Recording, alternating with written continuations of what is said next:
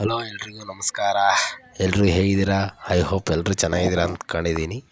ನಾವು ಕೂಡ ಚೆನ್ನಾಗಿದ್ದೀವಿ.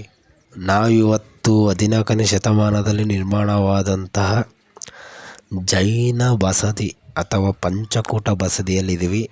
ಬನ್ನಿ ಇದ್ರ ಬಗ್ಗೆ ನಾನು ಮಾಹಿತಿ ತಿಳಿಸ್ಕೊಡ್ತೀನಿ. ಅದಕ್ಕೂ ಮುಂಚೆ ನಮ್ಮ ಚಾನಲ್ಗೆ ಯಾರಾದರೂ ಹೊಸದಾಗಿ ಭೇಟಿ ನೀಡ್ತಿದ್ರೆ ದಯವಿಟ್ಟು ನಮ್ಮ ಚಾನಲ್ನ ಸಬ್ಸ್ಕ್ರೈಬ್ ಮಾಡಿ ಹಾಗೂ ಈ ವಿಡಿಯೋಗೊಂದು ಲೈಕ್ ಕೊಡಿ. ಈ ಪಂಚಕೂಟ ಬಸದಿಯು ಮಂಡ್ಯ ಜಿಲ್ಲೆ ನಾಗಮಂಗಲ ತಾಲೂಕು ಕಂಬದಹಳ್ಳಿಯಲ್ಲಿ ಕಂಡುಬರುತ್ತೆ.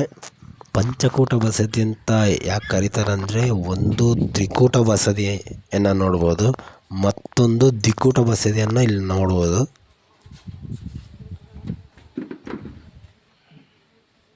ಬನ್ನಿ ಒಳಗೋಣ. ನಮ್ಮ ಮೊದಲಿಗೆ ಸಿಗ್ತಕ್ಕಂಥದ್ದು ಆದಿನಾಥ ಬಸದಿ. ನೋಡಿದತ್ತು ಇದು ಆದಿನಾಥ ಬಸದಿ. ಈ ಕಡೆ ಒಂದೈತೆ, ಈ ಕಡೆ ಒಂದೈತೆ, ತ್ರಿಕೂಟ ಅಂತ. ಇದು ಯಕ್ಷ ಮತ್ತು ಯಕ್ಷಿ ನೋಡಿದತ್ತ ಇದು ಎರಡು. ಹಾಂ, ಇದು ಮಹಾವೀರ ತೀರ್ಥಂಕರದಲ್ಲ. ಇವು ಯಕ್ಷ ಮತ್ತು ಯಕ್ಷಿನ. ಇದು ಕುಷ್ಮಾಂಡಿ ನೇಮಿನಾಥ ತೀರ್ಥಂಕರ ಯಕ್ಷಿ. ಇದು ನೇಮಿನಾಥ ತೀರ್ಥಂಕರದಲ್ಲ.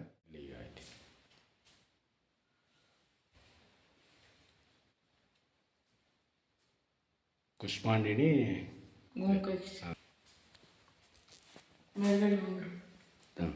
ಇದು ಶಾಂತಿನಾಥ.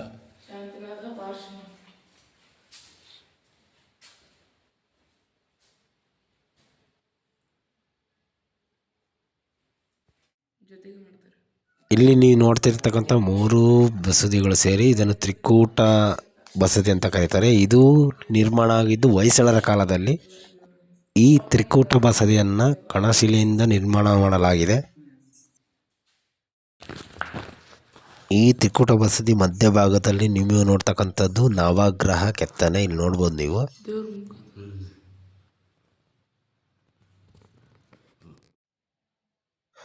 ನಾವಿರೋದು ಇವಾಗ ದ್ವಿಕೂಟ ಬಸದಿಯಲ್ಲಿ. ಇದು ತ್ರಿಕೂಟಕ್ಕಿಂತ ದ್ವಿಕೂಟ ಭಾರಿ ದೊಡ್ಡದಾದ ಬಸದಿ ಅಂತ ಹೇಳ್ಬೋದು. ಇದು ಗಂಗಾರ ಕಾಲದಲ್ಲಿ ನಿರ್ಮಾಣವಾದಂಥ ಬಸದಿ.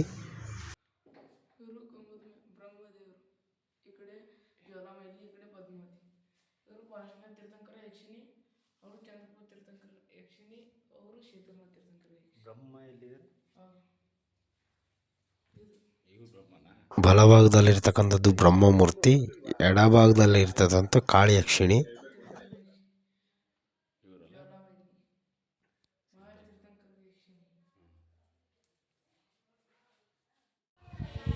ಇಲ್ಲಿ ನೋಡ್ಬೋದು ಆನೆ, ಗೂಳಿ, ಕುರಿ ಈ ರೀತಿಯಾದಂತಹ ಕೆತ್ತನೆಗಳನ್ನು ನೋಡ್ಬೋದು.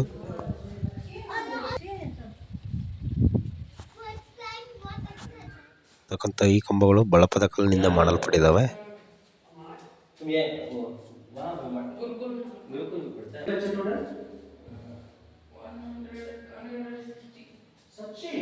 ಇದು ಶಾಂತಿನಾಥನ ಮೂರ್ತಿ.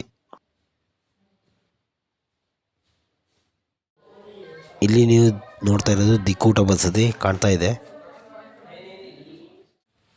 ಇಲ್ಲಿ ನೀವು ನೋಡಬಹುದು ಮನುಷ್ಯ ಮತ್ತು ಕುದುರೆಗಳ ಕೆತ್ತನೆಯನ್ನ. ಇದು ಬ್ರಹ್ಮಸ್ತಂಭ. ಈ ಬ್ರಹ್ಮಸ್ತಂಭದಿಂದಲೇ ಇದಕ್ಕೆ ಕಂಬದಹಳ್ಳಿ ಅಂತ ಹೆಸರು ಬಂದಿರೋದು.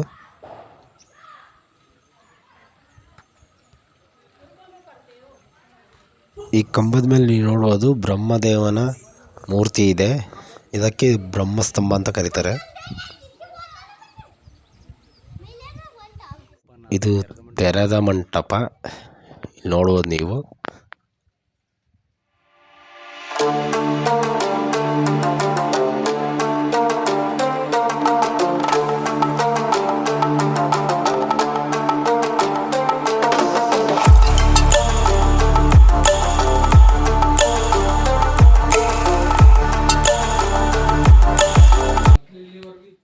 ಇದು ಅಜಿತನಾಥ ತೀರ್ಥಂಕರರ ಮೂರ್ತಿ. ಇದು ಶಾಂತಿನಾಥ ತೀರ್ಥಂಕರರ ಮೂರ್ತಿ.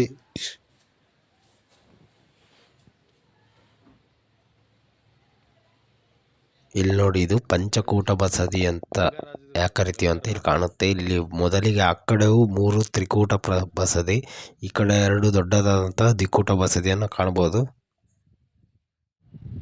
ಈ ತೆರೆದ ಮಂಟಪದಲ್ಲಿ ನೀವು ನೋಡ್ಬೋದು ಈ ಕಂಬಗಳನ್ನು ಸಂಪೂರ್ಣವಾಗಿ ಬಳಪದ ಕಲ್ಲಿನಿಂದ ನಿರ್ಮಾಣ ಮಾಡಲಾಗಿದೆ. ಈ ಕಂಬಗಳ ಮೇಲೆ ಯಾವುದೇ ತರಹದ ಕೆತ್ತನೆಗಳಿಲ್ಲ, ಆದರೂ ನೋಡುವುದಕ್ಕೆ ಆಕರ್ಷಣವಾಗಿದೆ ಅಂತಲೇ ಹೇಳ್ಬೋದು.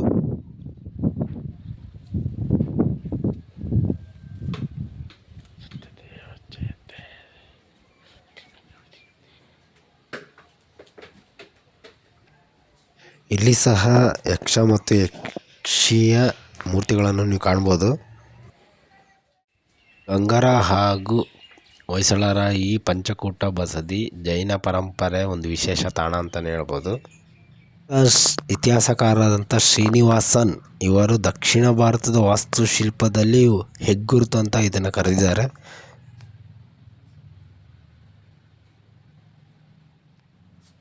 ಈ ಮಂಟಪದ ಹೊರಗೋಡೆಯ ಮೇಲೆ ತೀರ್ಥಂಕರರ ಕೆತ್ತನೆಗಳನ್ನು ನೀವು ಕಾಣ್ಬೋದು.